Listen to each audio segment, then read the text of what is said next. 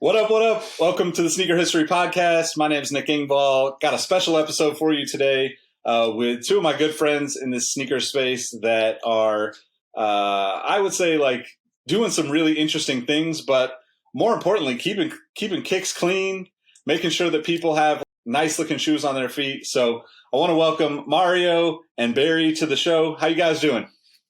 Good, man. Thank you for having us on, Nick. Doing good. Thanks, Nick.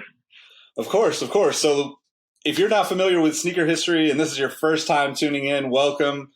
I hope that we provide some entertainment, some knowledge, and some resources for you.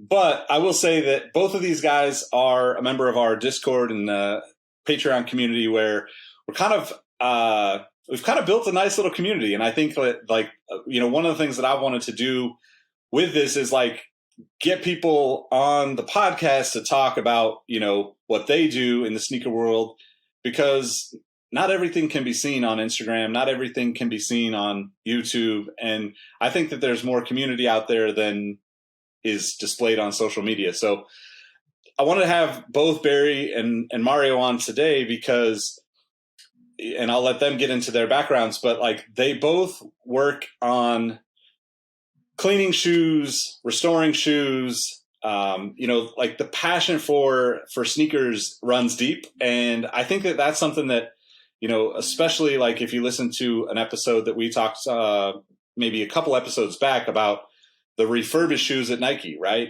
It's a really interesting conversation to have now that Nike's in the business of refurbishing shoes, supposedly. So I guess I'll toss it to you, Barry. Let's hear about you and Soleworks and tell us a little about yourself and how you got into sneakers and what you do now. Cool. Yeah. So as far as when I got into sneakers, I mean, it's been years since I was a little kid. I just went to a Catholic school and all of my classmates wore the same exact thing. And back in the 80s, I mean, the one thing that separated you was your sneakers. I mean, that's the one piece of freedom that we could have to kind of express ourselves. So at a really young age, I started to notice some of the upgraders rocking, back then it was just the early Jordans, probably the 3s, 4s, Andre Agassi, Bo Jackson, David Robinson, you name it, that whole era. I mean, everyone would just try to wear a different pair of kicks to school. And my parents were buying me Payless shoes and, the XJ 900s. So I didn't really have that luxury of being able to own a Nike sneaker at the time. But I always obsessed over them. I started drawing them, noticing the technology and the wild, crazy colors that the shoes came in. And that's kind of how I got into it. What I do now is I actually, on the side, I'm doing sneaker cleaning and restoration. I got into it just really because I wanted to try to have a new skill or craft, under my belt. I am in the car scene and, I was buying and selling a lot of car parts before. And sometimes I realized all it would take was to just get a dirty part, clean it, take a good picture of it. And then I was able to, flip it and make a little bit of cash or trade up to a part that I wanted even more. So, I kind of applied that same method to sneakers and, I was buying cheap beat up Jordans and just was like, you know what, let me watch some YouTube and, try to figure out if I could restore the sneakers and see how far I could get where I could either enjoy it myself or trade them out or sell them or, the whole bit. So I started with that. And then, I hit a weird patch in my life where I needed to get some additional income to supplement my day job. And so I said, you know what, let me start cleaning people's sneakers. And that's kind of how Soleworks is born. Nice. How about you, Marrio? Well, mine was kind of born out of necessity. First off, my name is Marrio. I started Marrio Restores in 2015. And it was literally because I wanted to be fresh on 4th of July, 2015, with this shoe right here. Here we go. We got a 2004 Olympic Air Jordan 7. and I thought I'd be cool and wear it on 4th of July. It was over 100 degrees. Very first time wearing it. I never took it out the box. I opened it when I bought it, put it on the shelf. Didn't pay attention to it. 11 years later, oh, hey, I can wear it. No problem. Not really understanding that glue dries up and they're going to separate. So 30-minute car ride, my feet are cooking. And as soon as I get out of the car, I take a couple steps and this happens. Yeah. It was bad. It was bad. Luckily, I had an extra pair of slides with me. So I took them off, threw the slides on, didn't worry about it. I got home and I was just like, I got to get these fixed. I checked all of my older stuff. Most of it needed to be re-glued. So there was a local guy. He used to work at Kicks Unlimited, and I DM'd him and asked him, okay, how much is this going to cost? And he asked me what my size was, and I was like, well, they're 16. And he was like, they're going to be $100 because of your size. And I was just like, I'm looking at my shoes. I'm just like, I don't have $1,200-$1,300 to just say, okay, let's reglue all these right now. So my wife saw that I was frustrated about it, and she said, hey, why don't you just YouTube it, figure out how to do it, and just do it yourself. You'll save more money, and it'll be fine. And I took the entire year to fully research it before I just jumped in. And I watched every video I could.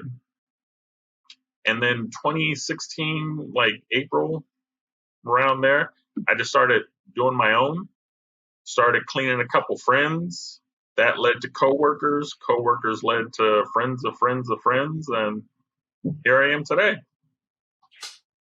It's so crazy because I feel like we're all kind of that generation that as kids, we probably had that glue on hand. We had that paint on hand at some point along the way. Yeah. And like now here it is, like, you know, I mean, I've picked up stuff and you guys have been like, yo, we got to be careful with that. And I'm like, oh, this is all new world to me. But like, I'm like curious about it because I guess like also because on the same note as Barry, like, you know, like I come, you know, also from that car world where like I've done the same thing. You know, I've bought stuff and just put in the elbow work or the, you know, elbow grease to get it to a point and, you know, make money off of it. Sometimes it's not intended, but sometimes that's like the way you have to make a living. And I think that's, you know, that's kind of just an interesting kind of coming for a full circle for me, like as a kid, you know, because I definitely, you know, my first pair of shoes, my first real pair of Nike Airs was like an Ultra Force, like white, gray, and like a dark blue. And, you know, the only reason I got them is because I convinced my mom to pay for 2 years worth of shoes in one pair of shoes. And I had to wear them for 2 years. So like the bubbles were popped. I was gluing the bottoms. I was filling the air bubbles full of glue, trying to make get the squeak to go away. You know, I had tried whiteout. I had tried the what was I can't remember the old like foam, like it has a little push button in the middle of the sponge foam, brush. Yeah. Little sponge brush thing. Oh yeah. I still use that.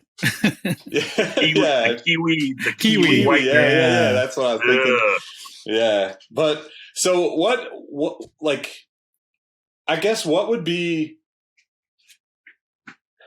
are some of the like challenges that you guys run into with like, whether it's the cleaning or the restoration, or I guess let's back up a little bit and say like, what would you consider like cleaning work versus like restoration work versus like even customization work? Because obviously there's a lot of different ways that people refer to these things. And I'm really just hoping that we can kind of give people an idea of like maybe what they're asking for when they're reaching out to guys like you. That's actually a very good question. And it kind of leads into one of the challenges as well, is that when you say cleaning a shoe, it's such a broad term, and how the client or the customer perceives it. A lot of times now people use Instagram to show before and after pictures, and they'll show like a 19 or 2012 Bread 4, and it's got the cracked paint and it's yellowing on the gray area, the midsole separating, the nubuck is cracking, you name it, right? That's the before picture. And I'm sure anyone that's listening to this podcast can relate to that shoe being in that condition. And then you post the after picture, and it looks like a, fairly brand new, very clean looking shoe, right? But I think the biggest struggle is trying to get people to understand the levels that goes into restoring that shoe. Taking a Jason Mark hit and scrubbing it down is not going to fix the yellowing on the midsole or the outsole. It's not going to fix the cracking on the paint. So I think that's kind of one of the biggest challenges that I've seen. And having to understand, I guess it goes deeper into like when Mario, I'm sure you've experienced this too, trying to figure out your pricing and your price sheet of what to charge people. And then getting them to understand that there's different levels in bringing a shoe back to life. And it's really up to the client and what they want it to look like. Obviously they want it to look like a brand new shoe. Everybody does.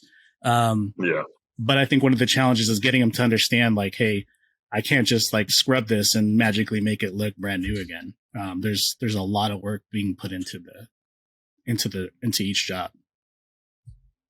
Yeah, I do not think people really understand like the levels that we go through when we're cleaning. And it's just like, oh, well, they're just going to scrub it or dust it or take the dirt out of the soles and like it'll be back. No, it won't. There's a lot of steps to it. It's making sure you take the insole out, whatever is crawling around inside there. I've gotten a pair of shoes where the guy wore them to the beach. He didn't tell me that, but as soon as I took the sole out, I got maybe 2 shot glasses worth of sand out of the shoe. It's just sometimes people just hand shoes to you and just be like, bring them back. Do whatever you got to do, bring them back. But then it's just like, okay, I'm going to do that. You got to understand there's a cost. And some people are really cool with it. And then some people are like, oh man, I don't think I'm going to do it. I'm like, all right, no problem. I take this serious. I take cleaning shoes. I take it serious.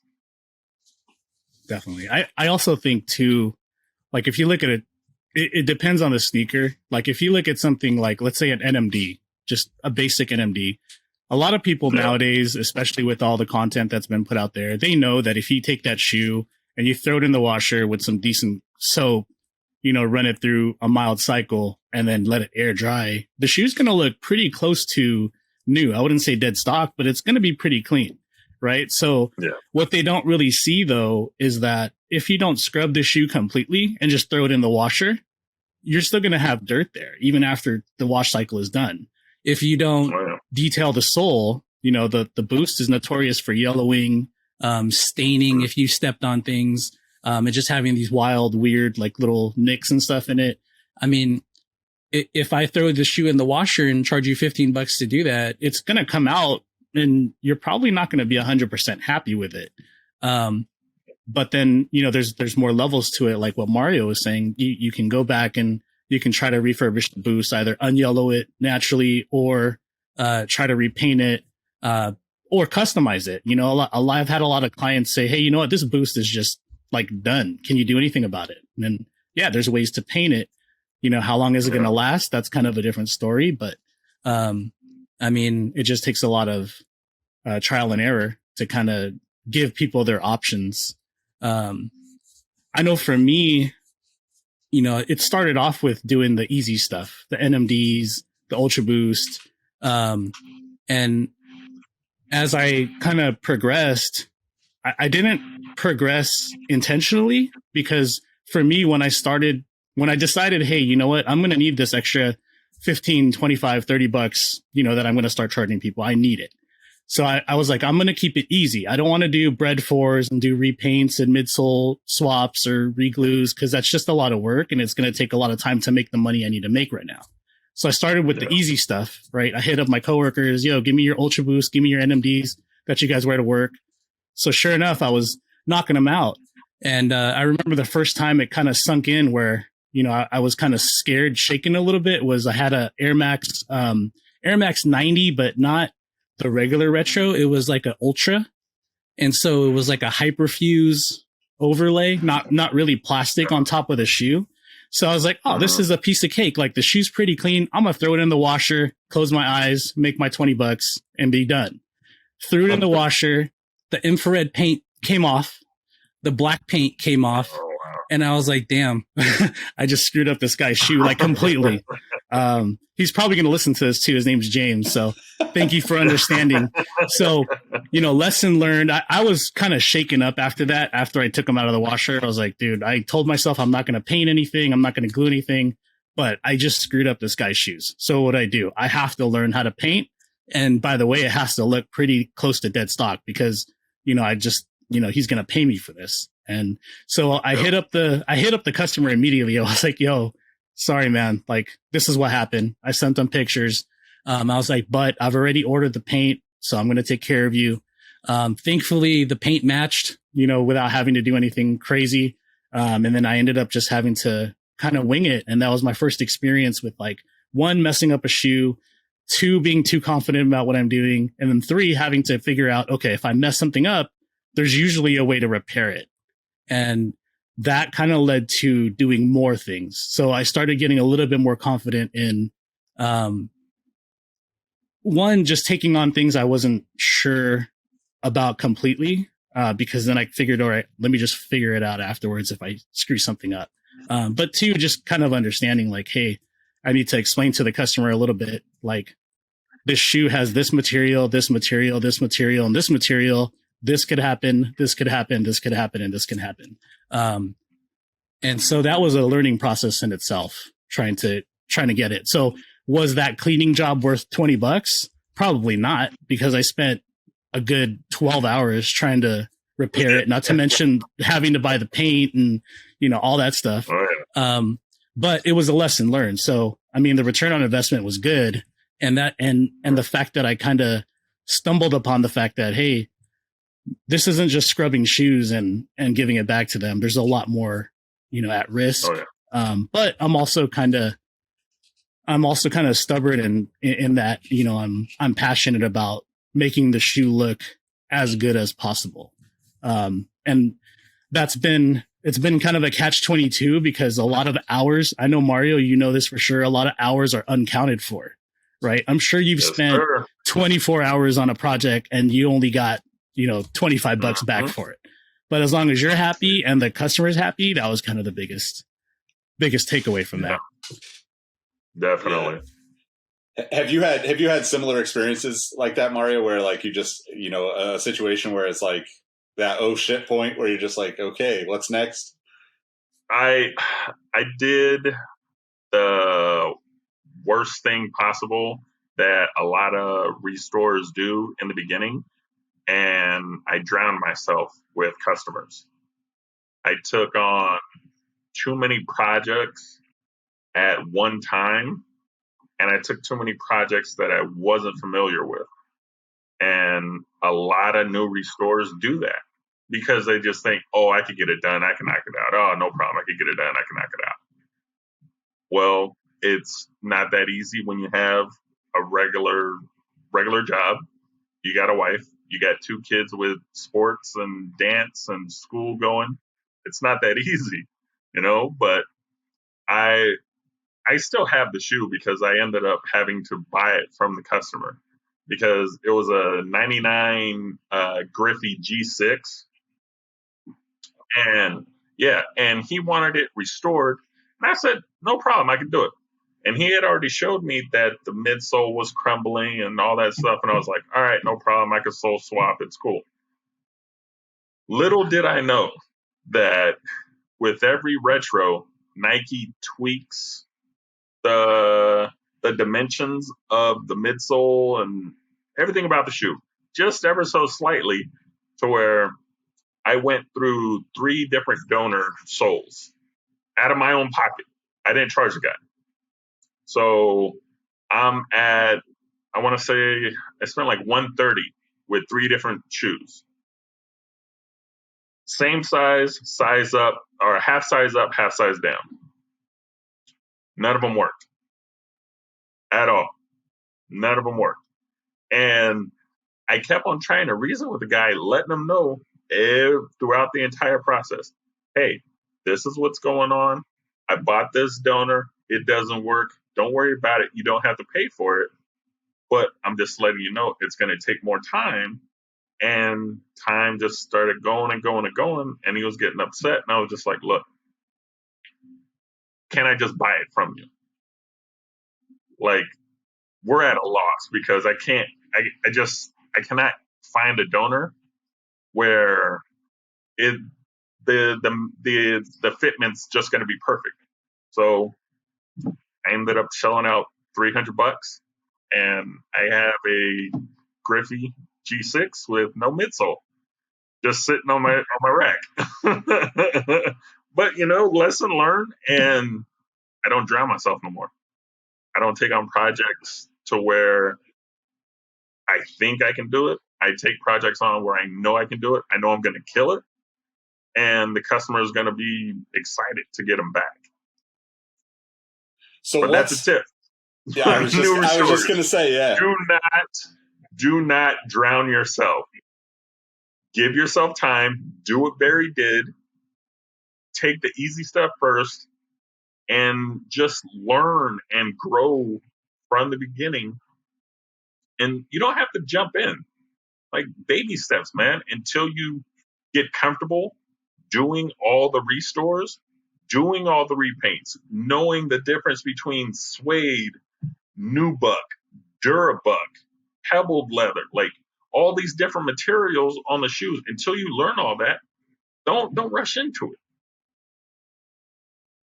Yeah, that is probably baby steps is I think nowadays a lot of people, just like, me, and I know you too, Mario, and probably even you, Nick, like we watch YouTube videos, and, we watch like Sneakerhead in the Bay and Hess Kicks and all the OG guys, John Manalo, and we watch them and we're like, yo, I can do that. Like, if they can do that, I can do that.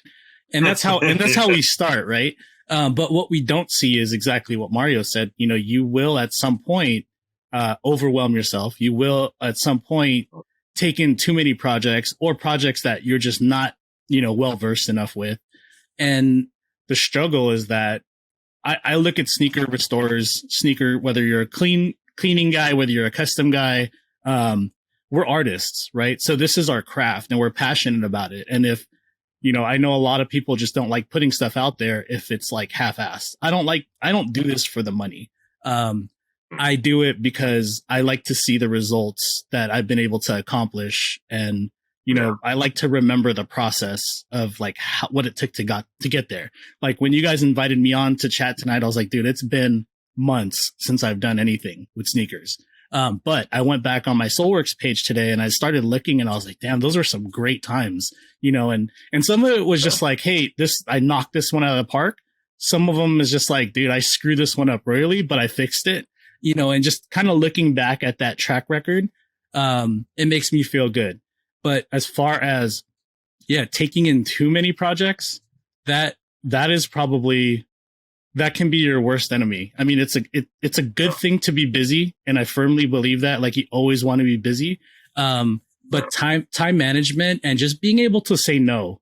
I think that's one of the things that I realized, not just from starting it off in my bathroom, but moving into a shop and having a full blown workshop, and like whole retail thing going. I mean, it's super overwhelming. And I think the reason why is because where else do you go to get your shoes cleaned or restored? Like there's nowhere really. I mean, there's a lot of people on Instagram and YouTube that do it, but you can't just walk into a place and just say, drop off 10 pairs and say, hey, can you do this for me? So our DMs are constantly blowing up. Like I haven't done a restore in over 6 months, and I just checked my DMs today, and I apologize to everyone that I haven't gotten back to, but there's a ton of DMs in there, and of people just asking for quotes.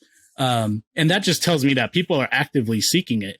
So it's really tricky because I could easily just take all that and say, hey, all right, I'm whooping now. Let me do it, and then just drop it off. And then I'm going to end up with like 40 pairs of shoes that I can't handle as a one man. And most of the restorers and cleaners are just a one man operation. Right. So it's real tough. Definitely. Real tough. Yeah.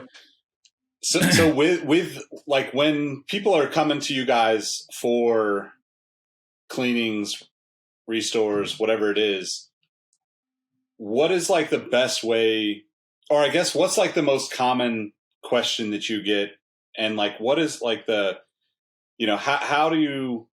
how can we help set their expectations like in this conversation when they're reaching out to you like, hey, I got, X amount of pairs, or I've got this one, G6 or whatever that is, where it's like, because I feel like I'm one of those people.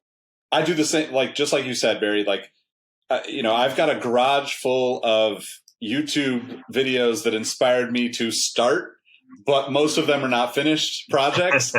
So like I would do the same thing with sneakers, and like, I mean, Barry, you've helped me with some of this when I was down there in LA anyway, but like, I just don't, like, personally, I don't feel confident in like cleaning a lot of the more nuanced materials. Right. And I just don't want to mess something up that I might not be able to find again, or something that, even stuff that's not like necessarily rare, but like it's important enough to me that like, hey, I waited so long to get this shoe.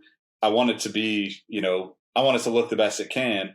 So like what, I guess like, what is that like kind of, if there's a default of like customers coming into you and asking questions, what is the most common question that you have, and how can we kind of address that in like this conversation to help people understand maybe the difference between like, hey, this is going to be a cleaning job, but like,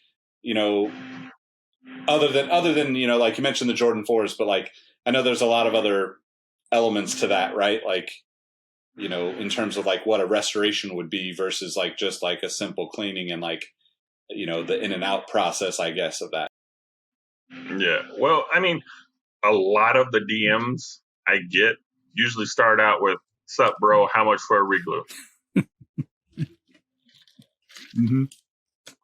Or what's up? What's up? How much to repaint these? Yeah, exactly.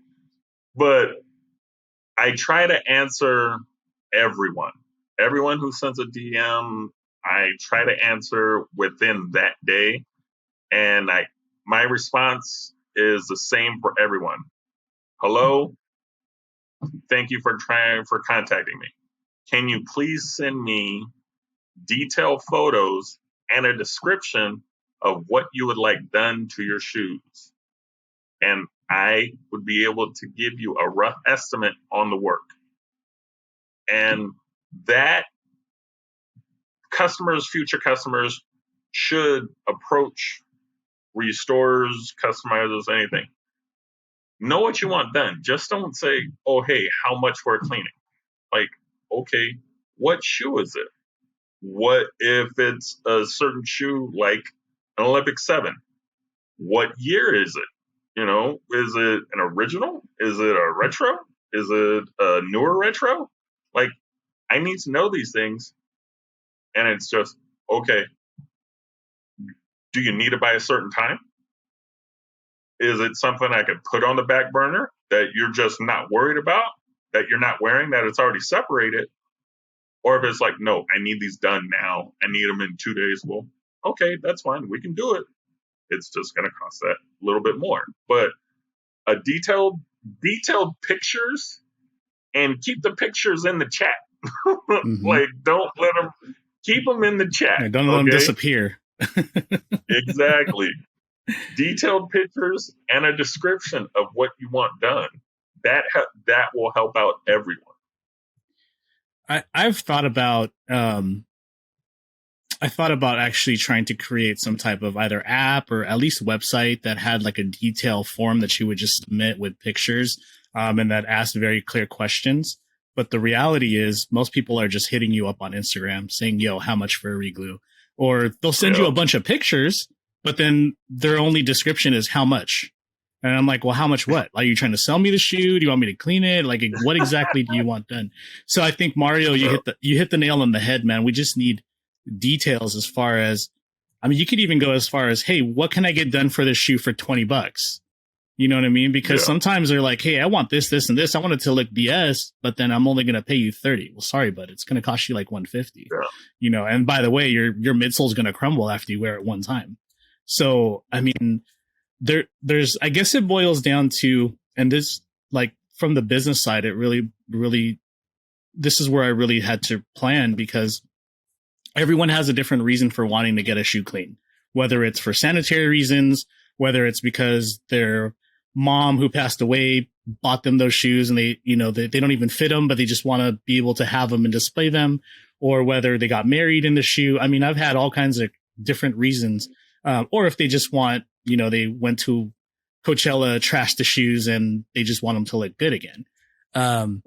So everyone has a different reason, but then with that reason, there's also a budget of what they want to spend. I mean, if they have 10 pairs, do we hook them up? I mean, that was a big question that was in my head. Like, should I discount you because you're giving me more shoes? Because I feel like most customers think, hey, you know, I can get a cell phone, buy one, get one free. Can I just get one cleaning and get another? No, it doesn't work that way, because each project is going to require a certain level of attention, and you can't discount your time. I think that's one of the biggest things that I learned doing it, is that, you know, we, as much as we're passionate about bringing the shoes back to life, we can't cut ourselves short with the amount of time and materials that we're putting into these things.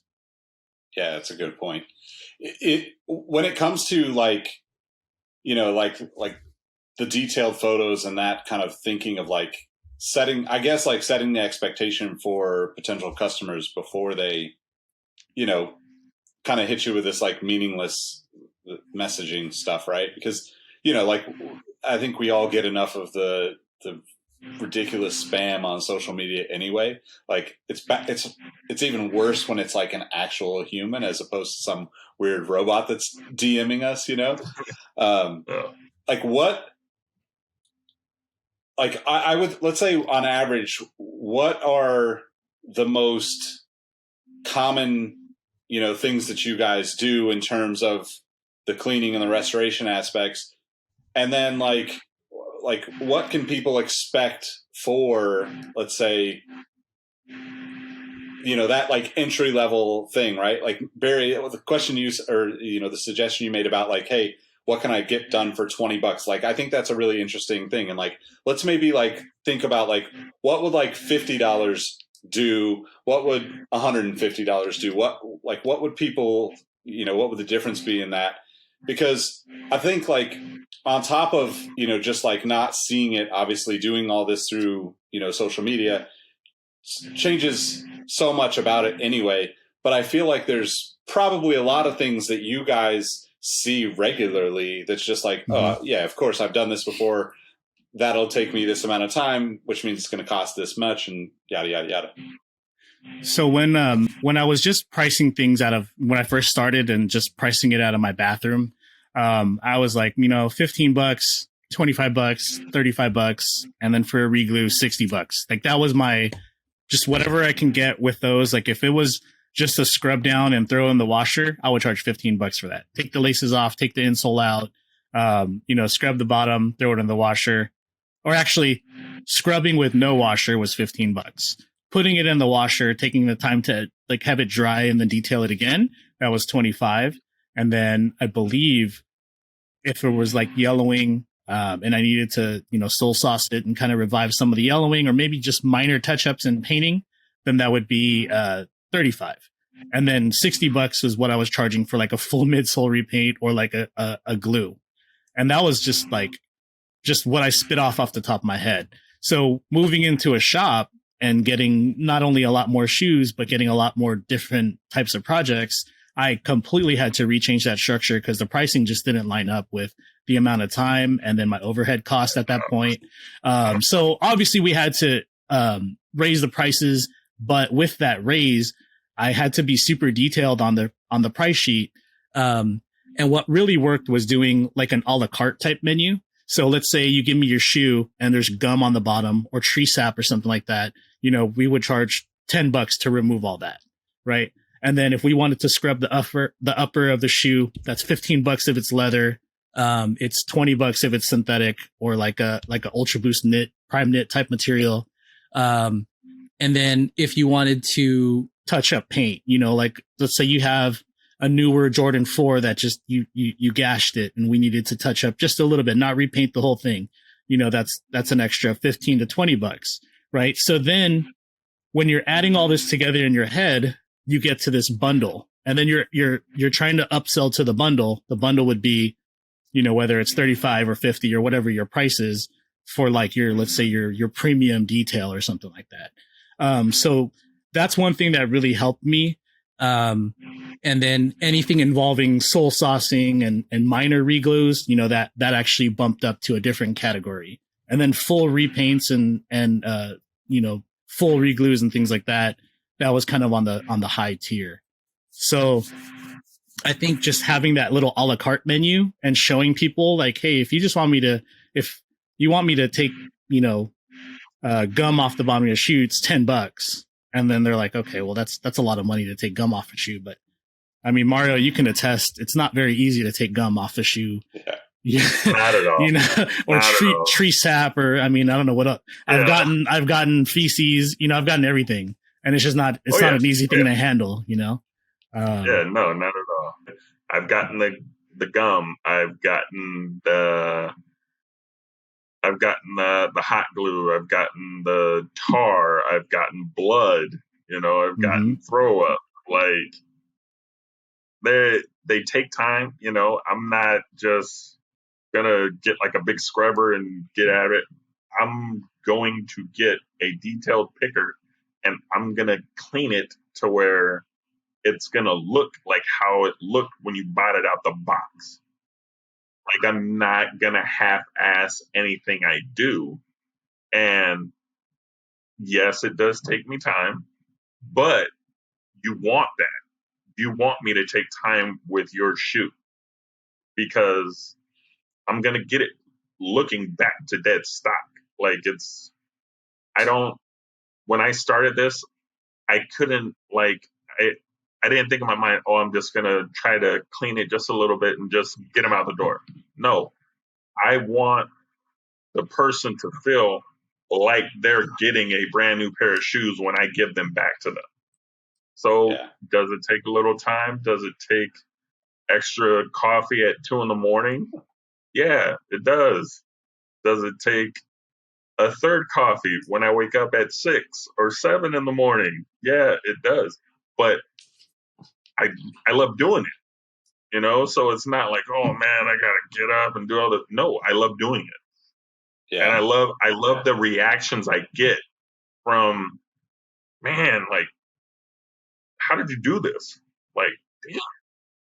Like people's reactions when I give them back their shoes, it don't know, it just does something to me where it's just like, yeah, I did that.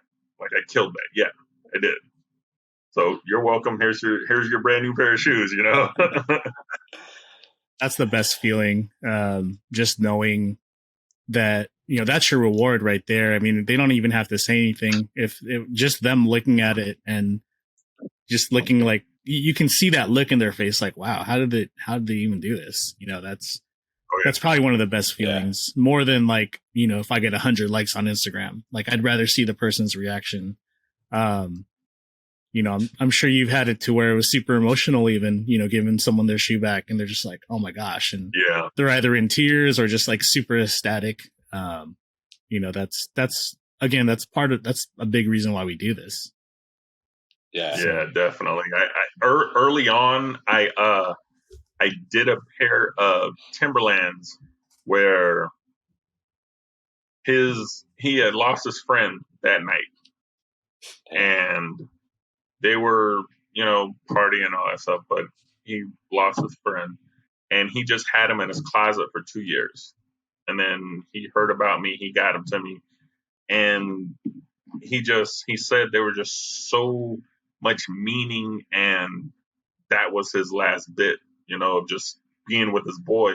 But they were water stained, there was alcohol all over it, and I was just like, all right, I got it, don't worry about it. And it took me a little time, but I got them looking brand new. And when I gave them to him, he just like kind of paused when I took him out the bag, and he was just like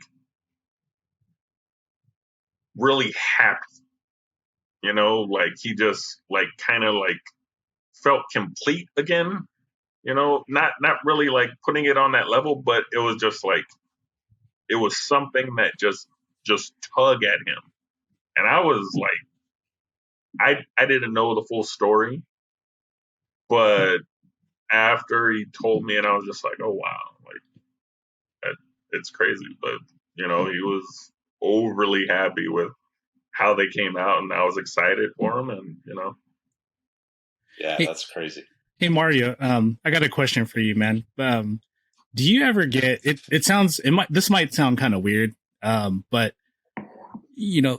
when you're working on shoes, because this has happened to me so many times where you may or may not know the client, but you're cleaning them and you're just kind of you're literally like walking their life at that point, like wondering like, hey, what does it feel like to walk in this person's shoes? Like you literally step into their shoes when you're restoring their shoe, just looking at little things like could be something as silly as like the dirt on the bottom, like where the heck did they go? Like I've had this one guy who was a hunter, and he would hunt in off-white shoes. And I'm like, man, this guy's over here killing buffalo, rocking some Chicago ones, that's or like big flex. but at the same time, it's like even just like a basic NMD or something. Like, do you ever feel like you're kind of thinking? Like, I think about my clients sometimes. It sounds weird, but I think about their life as I'm holding their shoe or restoring their shoe, just looking at different things. Like, it could be something like the heel drag, or I don't know, like, or maybe how old the shoe is or how rare their shoe is, thinking like, wow, they've actually really worn this pair. Do you ever get like that sometimes? Yes and no. I could, because I can't really like picture myself wearing their shoe because I wear 17. So all of the shoes except for one pair. My friend Dave, he has a 17, so he's the only one I can relate with. Everyone else's shoes that I work on are smaller, so I can't picture myself in them. But like, what did I get? I got a pair of Yeezys, some cream Yeezys, and this girl messaged me from Texas, and she had just went to Astro World and completely muddy. Because she just went crazy out there, and she was all like, "Well, can you bring them back?" And I said, "Okay." And I was just like, "Man, like she must have had a hell of a time." Because there was not one shred of, oh man, that's cream. No, it was just mud, just in and out, and every little. It was wild. But yeah, no. Sometimes I'm just looking like, I appreciate that they wear their shoes, right? Like Yeah. But it's just like some just like me. I have like a rack in my room where it's just like I've worn them maybe like 10 or 15 times, and they just sit. So they come to me. Some of them had mold, because that's what happens when you just let them sit, and, and then some of them are just dusty or just old glue, and it's just like, all right, well, they're just like me, they're just letting sit and die, Yeah. But It's a part of it. They're sneakers. It's a part of it. Yeah. It is interesting though, because like you really are like, I like mentally going through like, you know, a handful of shoes that I'm like, oh, you know what? I would love to actually hang on to that shoe and have it be something that's wearable, right? Like Yeah. there's stories and memories attached to the shoes for me that, oftentimes have nothing to do with sneakers, right? It's what I did in Mm-hmm. those shoes that Oh yeah. I'm hanging on to, right? And it's like, for me being big into cars, like I can think of so many times where like I wore a pair of shoes to the track and like it rained and got muddy, or like we camped at the track and it just like somehow like they just got destroyed. And like, unless I have like a poster or a t-shirt from that event, that might be the only thing that I really have to like trigger that memory for me. So it's an interesting kind of thought or interesting place for you guys to be in that, where like you're kind of like keeping those memories alive for people in a lot of ways, right? Yeah, there's going to be those ones where it's like, cool, just need my NMDs freshened up kind of moments. But I think there's probably more and more of the nostalgia in play. The Astro World, being a great example, right? Like that's going to be something that girl hangs on to for the rest of her life. She's never going to forget that experience. And like now she's at least able to like wear those shoes still, Yeah. So one of the things I wanted to ask about in terms of like, let's like thinking of like the restoration, whether that's reglue or, swapping midsoles on or whatever that is it easier for you guys to have somebody bring donor shoes or bring, things to you? Or is it better for you to, like, let's say for me personally, like I've got a couple of pairs of Jordan 3s from the early 2000s that absolutely should be restored at some point. They're both completely destroyed, crumbling, tabs are gone. But like, I'm sure if I pulled them out of the box right now and compared them to a newer version that I have, I'd be way more impressed with the leather from those earlier pairs than I would be like. Right.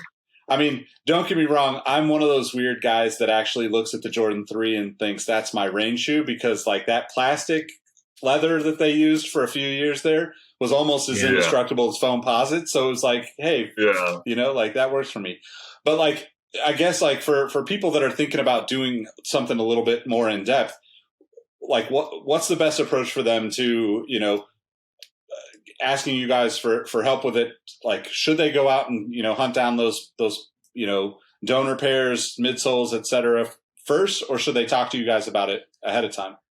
I think talking to us ahead of time is probably the best strategy. I mean, Mario mentioned earlier about the Ken Griffey and the differences in the years, with the midsoles. I've had people bring me Jordan 11s for reglue, same original sole, let's say like 2000 Space Jams, I think it was the pair.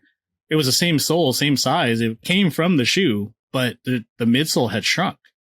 So there's no way I was going to get that thing back onto the shoe. So it was a little bit of trial and error to figure out what years fit. Cause I mean, you have the 09 Space Jams, you have the 2016 Space Jams, and then you have a bunch of other Jordan 11, Jordan Futures. And I think just kind of leaving that part of it up to us. It's like taking your car to a mechanic, right? You always have the option to buy your parts first and then bring it to the mechanic and say, hey, can you install this stuff? And they're either going to say, oh yeah, sure. Or they're going to say, no, that's cheap stuff. I don't want it to break. And then it comes back on me. So let me get my own stuff from my own, wholesaler or whatever. That's kind of what sometimes we don't know until we have the shoe in our hand how to even instruct them, as far as getting the right donor or heel tab or things like that. Yeah, no, it would help out a lot if customers brought donors. It would really help out a lot, because it's just like, oh well, I need donors. Well, okay, are you gonna get them, or do you need me to look for them? And it's just like, okay, it's taking time out of my day because I'm not just doing eBay. I'm looking at Goat. I'm looking at Kixify. I'm looking at Poshmark. I'm looking at OfferUp. I'm looking at Facebook Marketplace. I'm taking time out of my day to try to find a donor for the customer. And it's just like, okay, so you can either buy it, have it, and be ready to go as soon as you bring me your shoes, or when I talk to my customer, I say, or I can just search for it, pay for it, and I'll just put that in your end cost. And some people are cool with it, but some people are just like, no, I only want to stay at a certain budget and I'll just find it on my own. All right, no problem. But it's just, it would be better if customers just, oh yeah, I got donors, don't worry about it. It's cool. But some people just don't know what to look for. It's not as easy as saying donor midsole eBay search. Like it's not that easy, because there's certain ways to work around eBay and keywords that you use and to find what you really need in a donor. And people who are not really into sneakers don't know how to do it. Yeah, that's a good point. I didn't really think about that. What are the most common requests that you guys get? Is it, I think of like, we've talked about a lot of different shoes and, like ranging from like the NMDs type of thing to, the Griffey G6, but like, like there's, I would assume as like someone just like watching the internet or whatever, watching sneakers, that it's the same, I guess that it's the same kind of as like whatever's trendy right now, or is it a lot of like, do you get a lot more variation? Around here, it's Jordan 11s for re-glues and to clean the mesh, and Jordan 3s, Jordan 4s for repaints. That's a lot of the DMs I get and some of the work I've done. It's a lot of that. Some you get a lot of, I need my soles iced, and that's it's the repaints, the icing of the soles, and the re-glues on Jordan 11s. That's for me, it's kind of you get what you put out. So it got kind of tricky, but I kind of learned that I can almost control the projects I get by the media or by the content that I put out on social media. Blindly though, Mario, you're 100% correct. It's Jordan 11s, re-glues, mesh cleaning, patent leather, freshening up, so on and so forth. Oh yeah. Jordan 3s and 4s, anything from Countdown Pack to 2012, just straight like paint chipping, paint cracking, tabs breaking, like that's a given. But when I was doing a lot of the off-white shoes, I mean, I would get, the next week I would get a bunch of off-white shoes in the shop. When I was doing it wasn't so much cleaning, but when the shattered backboard 3s came out, the shiny mesh, and I was matting them out. I mean, I literally did like 10 or 15 of those within the span of like, was it like 3 weeks to a month when that shoe dropped? Oh, wow. And then it started to click in my head where when I started to get overwhelmed, I'm like, you know what? I would tell my partners like, I'm not posting any 3s or 4s. Cause the minute I post that I'm working on a 3 or 4, it's dead. Like I'm done. I'm going to get like 10 restores this week. So I started to just post Yeezys, because Yeezys are a lot easier to clean, Ultra Boost and things like that. So I was kind of playing the customers a little bit in a sense, but I mean, as far as what we naturally get, it's always Jordan 11s, Jordan 3s and 4s. I would say those, you would think it's what people are wearing, but realistically it's those 3 shoes is probably what I got the most of. Interesting. Definitely. Yeah. I mean, that's kind of a cool way to be able to manage your time though. Like I think like that's kind of just being a smart business person, like if you can see that, it gives you the opportunity to like, almost just throttle the incoming projects without having to turn anything down.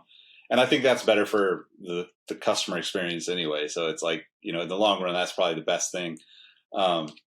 So I guess like thinking about like restorations, or, you know, let's say somebody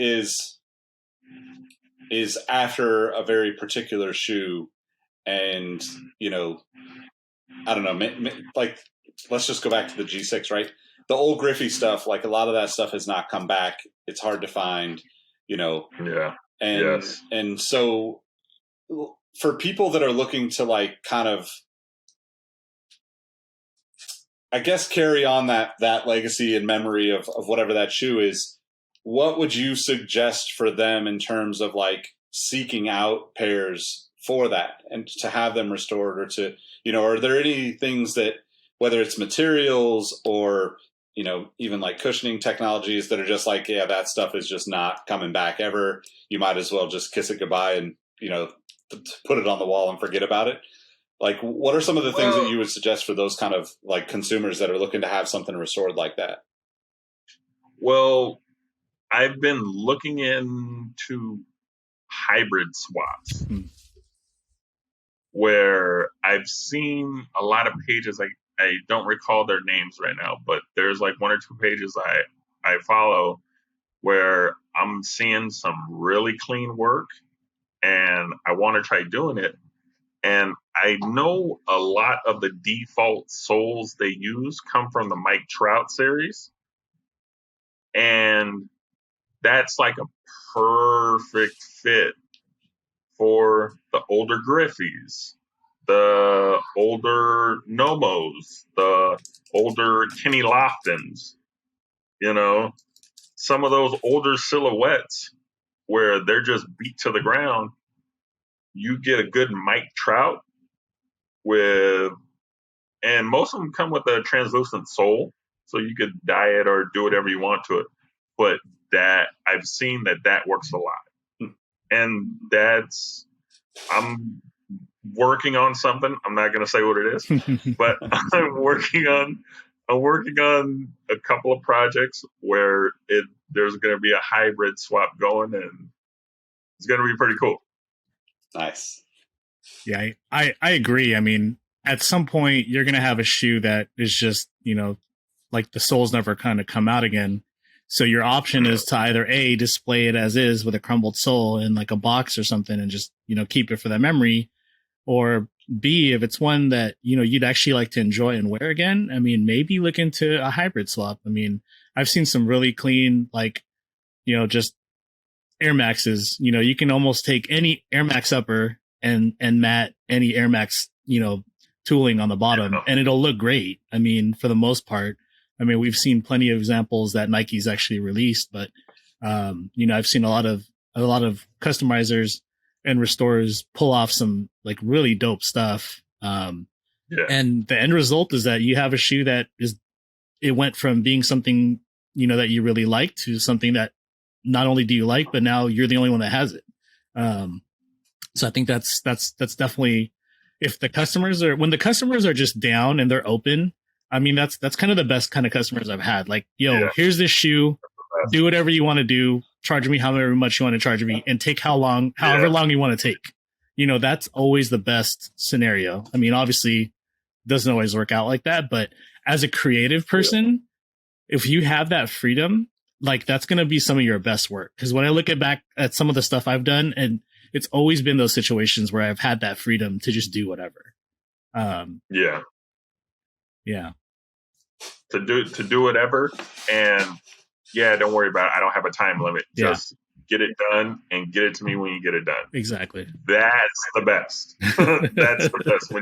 When you have that time just to, okay, I'm gonna attack this and I'm gonna just go full throttle, and you just know, okay, I don't have to have this done by the weekend. Right. You're more in tune to give it that extra TLC and make sure you kill it for the person, because they're just like, hey, I know you got a lot going on, so don't worry about it. Just get it done when you can get it done. That makes me just want to make it exactly brand new out the box. Exactly. So just having that confidence, like, I know what you're going to do with it. So take your time, do it, and get it back to me. I love that. Yeah, I think that's the biggest thing, like for clients and customers and people that are looking to get things restored. Like, yeah, you guys got to realize, like, people that do restorations, that they're artists, and if you give them that freedom, they will take it and they'll run with it, and you'll be, just really happy with the results. I guarantee it. Most of the people that I've engaged with that are doing cleanings and restorations, it's a very small, it seems like there's thousands of us out there, but the group is very small, and they're tight knit. I mean, regardless if you're in this country or in another country, like, we all know each other to a certain extent, whether they're like a big YouTuber or like someone that just started. It's a super small community. And so we're all, as far as the people that I've engaged with, I haven't yet met someone that just does it to like make money off of it. They all have, a pretty high level of creativity and a pretty high level of being super OCD in how their work turns out. So, yeah. So both you guys do, or like have done, like, do just in-person type stuff, or do you do like, stuff where like people are sending you stuff in the mail also?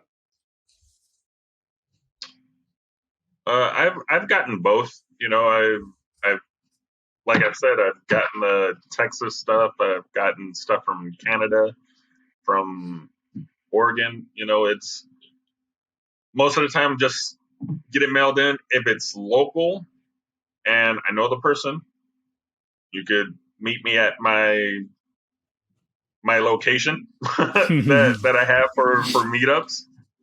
If it's someone I know personally, or that I've done enough work with where I feel comfortable, just, dude, pull up to the house. Yeah. Like, I'm right around the corner. Just give me a call when you get here, or give me a text. I'll go outside and, we'll do that. But yeah, that's just how I do it. For me, fortunately, when I was at the shop, I had enough walk-in and just referral business to not have to deal with shipping. We did do shipping a little bit, but the issue with that is kind of the same issue. It's more of a retail facing business. So I felt like I didn't want to be responsible if, like, let's say someone shipped me a shoe and it got lost in the transaction. And then just having to ship the shoe back to them and then worry about that transaction. So I kind of avoided shipping. But, I think the next time around when I start up again, I'm going to be open to pretty much anything and just take the proper precautions and disclosures to protect myself and to protect the client. I have enough experience with it to know, hey, that might not be the best idea to just, shove it in there and give it to the mailman, so, but, hopefully, I mean, I think it also depends on the job too. If it's a bigger job, shipping is definitely the way to go, because you might be the only person close to them that can do it, even if you're, in a different state.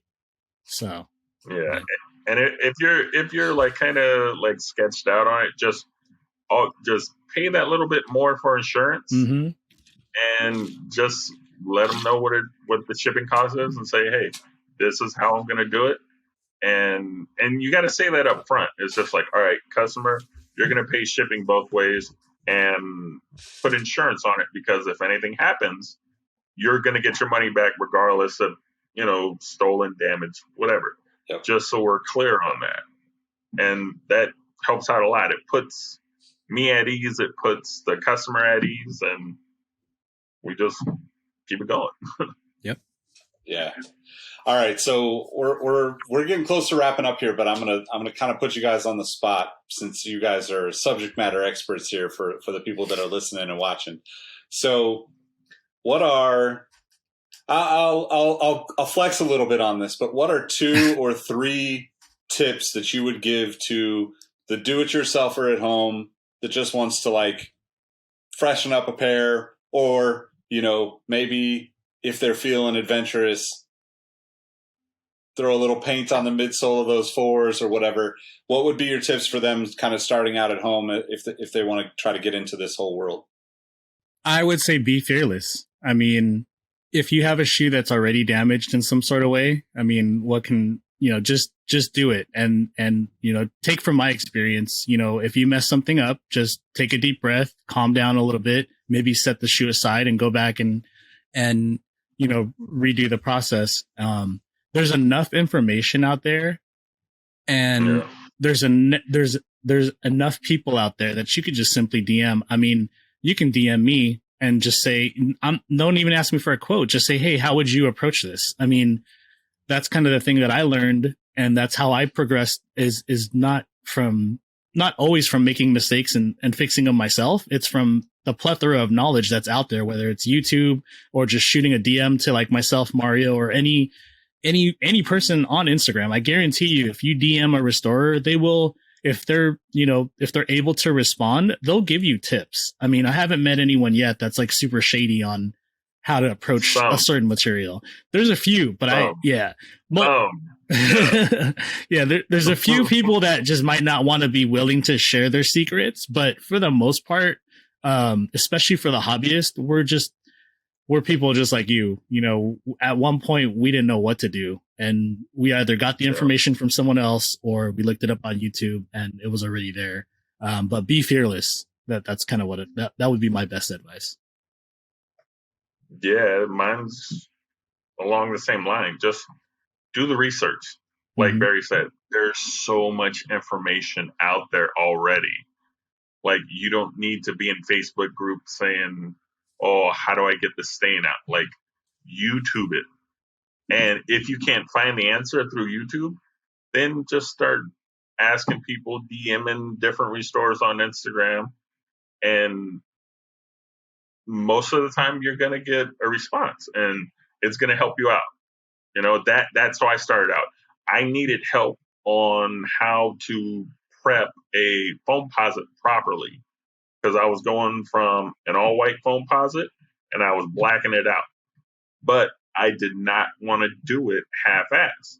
So I asked around at first, no responses. And then I finally got a response from my guy, John. He goes by Stain by Stats on Instagram. That's my Yoda. That is my guy. He broke it down step by step on what I needed to do. And I was willing to pay him for his knowledge and his time that he took to help me out. And he was all like, no, dude, don't worry about it. Just when someone asks you, spread the knowledge. And that's what I do. Ever since he told me that, and he just said, just whenever someone asks you something, just let them know what's up. And whenever I get a question or a response from a comment, either in a Facebook group I'm in or one of my posts or a DM, I have no problem helping him. I have no problem helping with whatever little, oh, here's a link to a video that I watched over and over and over until I got it. Or, hey, I know exactly the problem you're going through right now. I already know what to do. Let me handle something real quick, and then I'll just load the entire comment section and I'll just give you the knowledge. Because understand something restores. You cannot clean everyone's shoes. You cannot restore everyone's shoes. There are enough shoes for everyone to eat in this game, okay? There's more than enough shoes out there, okay? I see a lot of that going on where it's just like, oh no, I'm not going to tell them my secret. I'm going to corner the market. Like, what more? There's no need for it. Like, eventually the answer is going to be found out, and if I do, I'm blasting it. I'm letting everyone know how to do it. Okay.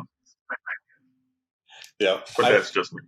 I mean, I think that's great advice for anybody, though. I mean, those are that's sneaker history in a nutshell. So, like, that's basically what we do this for. I mean, I think that that's the beauty of the time that we live in, right? Like, it's all out there somewhere. It's just a matter of finding it and working on it until you become a master of your craft. So I guess like Definitely. last thing, let's let everybody know where they can find you guys, follow you guys, connect with you guys on social. My Instagram, my personal Instagram is probably the one that I'm most active on. So if you guys want to follow me or hit me up, it's at Verse1, VERSEONE. If you guys want to see sneaker restorations, start following me. I am getting back in the game. I haven't really officially announced anything, but it's going to happen soon. Mario, we just had this conversation the other day, so I'm super excited. Follow me at Soleworks _. So that's where you guys can find me. And you can reach me at Marrio Restores on Instagram. I have a Facebook. It's private. If you find me, you find me.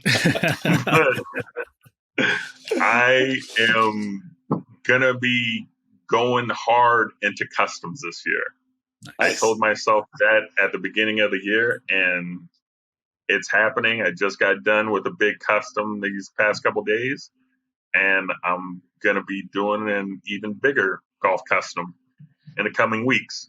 Fire. Nice. But looking forward to it. Cool. Definitely. Gonna be big. You may not like the team it's based on, but you're going to love the work. All right. We'll be looking forward to it. Yeah. Well, one of the guys on the podcast is going to love the team. I just can't say who. Yeah. I feel like I already know. All right, guys. Well, this has been awesome. It's been fun catching up. I think you guys shared a wealth of knowledge. I hope that people can take this and run on their own and start their own thing and connect with you guys as they need to. And hopefully they learned a little bit about like how they can approach either getting their shoes cleaned up or restored or whatnot. So I appreciate you guys for taking the time. Appreciate everybody for tuning in, whether you're watching, listening, wherever you're at. I think I speak for all the guys here, all the guys on the podcast with me regularly. I just really appreciate that you guys take the time and tune in with us, because we know there's a million people that want to be in your ear every day, every week. And I'm just honestly blessed to be one of those people that you give the time to. So thank you very much. And we'll catch you on the next episode. Peace. Peace out, guys. Yep.